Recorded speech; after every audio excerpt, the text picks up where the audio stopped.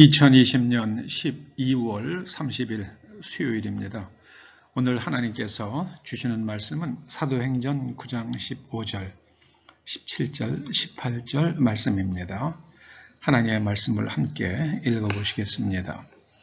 주께서 가라사대 가라, 이 사람은 내 이름을 이방인과 임금들과 이스라엘 자손들 앞에 전하기 위하여 택한 나의 그릇이라. 형제 사울아, 주 곧 내가 오는 길에서 나타내시던 예수께서 나를 보내어 너로 다시 보게 하시고 성령으로 충만하게 하신다 하니, 즉시 사울의 눈에서 비늘 같은 것이 벗겨져 다시 보게 된지라. 일어나 세례를 받고 음식을 먹음에 강권하여 지니라. 사람은 누구나 하나님의 뜻을 행하러 이 땅에 태어납니다. 생의 사명, 생의 목적성, 생의 의미를 깨닫고 그 일을 완수하는 사람은 복된 사람입니다. 예수님께서는 하나님의 뜻을 행하러 이 땅에 오셨습니다. 우리들도 하나님의 뜻을 행하러 이 땅에 태어납니다. 그 의미와 목적을 발견하는 것이 우리들의 몫입니다. 그리고 그 의미와 목적을 완수하는 것이 우리가 살아야 하는 이유입니다. 2020년 참 온 인류가 고통을 겪은 해입니다. 영원히 기억하고 싶지 않은 해입니다만은 이 일을 통해서 하나님께서 무슨 일을 하시는가? 저는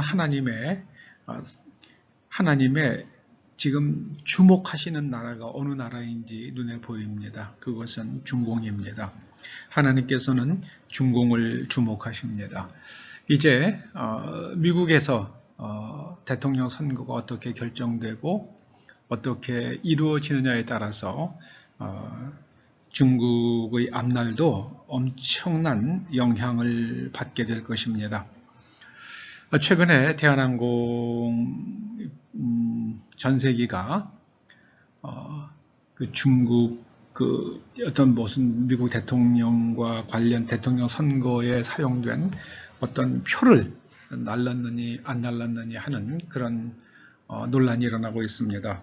만약에 그 일이 사실로 확인이 되고 그리고 그 배후가 밝혀진다 그러면 엄청난 파장 정도가 아니죠. 엄청난 폭풍이 일어날 것입니다.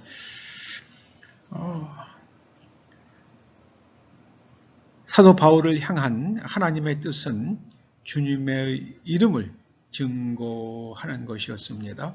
주님께서 친히 말씀하십니다. 내 이름을 이방인과 임금들과 이스라엘 자손들 앞에 전하기 위하여 택한 나의 그릇이라. 그러면 주님의 이름을 증거한다는 것이 무슨 뜻이겠습니까? 예수께서 하나님의 아들이심을 전파하는 겁니다. 예수님께서 하나님의 아들이심을 전파하는 겁니다.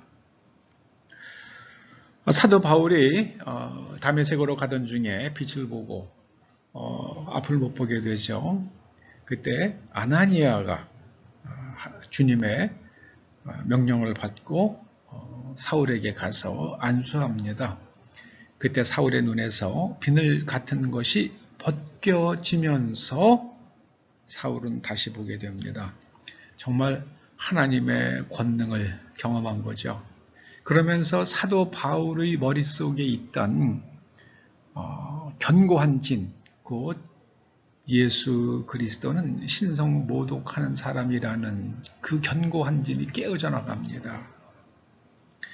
여러분, 이 성령 체험해야 됩니다. 하나님의 권능을 체험해야 됩니다. 그저 교리로 하나님을 믿는 사람들은 아직까지 충분하지 않습니다. 그것을 넘어서 이 사울의 눈에서 비늘 같은 것이 벗겨지는 이 체험이, 그런 수준의 체험이 있어야만 합니다. 그러면 이제 생의 목적을 발견하게 되고 그리고 이 땅에서 우리의 삶을 완성하게 될 것입니다. 기도하시죠. 주님, 너무나 오랫동안 콘스탄티누스 이후로 교회는 성령의 두나미스에 대하여 하나님의 권능에 대하여 외면해 왔습니다. 오늘날도 그렇습니다. 아버지 하나님, 교회가 하나님의 권능을 나타내는 교회가 되게 하시고 주님의 사람들로 그 권능을 체험하여 예수 그리스도께서 하나님의 아들이심을 증거하는 삶을 살아갈 수 있도록 기름 부어 주시옵소서. 예수님의 이름으로 기도드립니다. 아멘.